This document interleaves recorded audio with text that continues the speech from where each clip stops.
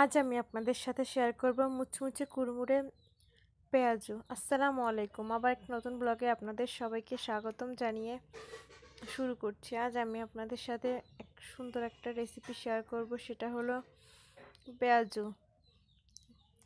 পেঁয়াজু রমজানের দিন হোক বা এমনি দিন হোক, এটা খেতে কার না ভালো লাগে? হ্যাঁ, অবশ্যই। তো বন্ধুরা, প্রথমে পেঁয়াজের জন্য অনেকগুলো পেঁয়াজ কুচিয়ে নেব, সঙ্গে কাঁচামরিচ কুচিয়ে নেব এবং প্রয়োজনীয় সব উপকরণ বেসন, একটু ময়দা, হলুদ গুঁড়ো, মরিচের গুঁড়ো, লবণ দিয়ে সুন্দরভাবে মেখে নেব। এই দেখুন, ডোটা এরকম হবে। এরপরে কড়াইয়ে সুন্দর মতো তেল দেব।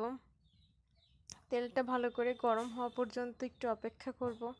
তো বন্ধুরা, আমার তেলটা খুব বেশি একটা ভালোভাবে গরম হয়নি, তো প্রথমে চেক করার জন্য দিয়েছি। তো এরকমভাবে একে একে সবগুলো পেঁয়াজও সুন্দর মতো ভেজে নেব।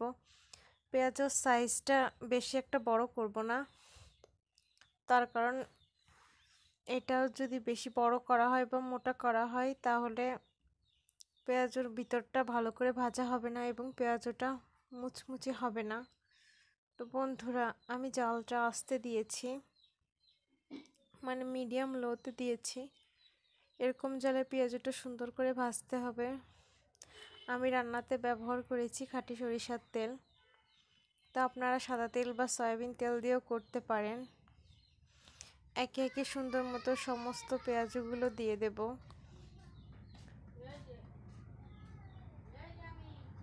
পেঁয়াজও পারফেক্টভাবে মুচমুচে করতে আপনারা কিন্তু অবশ্যই চুলার জালটা আস্তে করে দেবেন, তার কারণ বেশি জাল হলে পেঁয়াজটা লাল হয়ে যায় কিন্তু সুন্দরভাবে ভেতরে ভাজা হয় না, আর এই জন্য মুচমুচে হয় না।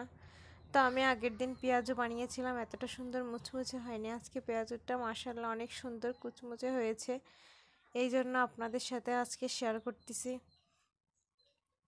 তো এই দেখুন, পেঁয়াজও আমার দেওয়া শেষ, আর সামান্য একটু বেশি আছে। এটা আমি পরবর্তীতে ভাজি করব। তো বন্ধুরা, পেঁয়াজটা এক পাশ উল্টে দিতে হবে এখন। তো সুন্দর মতো এক পাশ উল্টিয়ে দেব। অনেকটা সময় নিয়ে ভাজবেন আপনারা, যাতে পেঁয়াজটা ভাজা উপরে দিয়ে ভেতর দিয়ে সুন্দর মতো হয়ে যায়। তো বন্ধুরা দেখুন, আমার পেঁয়াজটা সুন্দরভাবে ভাজা হয়ে গেছে। এবারে এটা সুন্দর মতো তুলে নেব।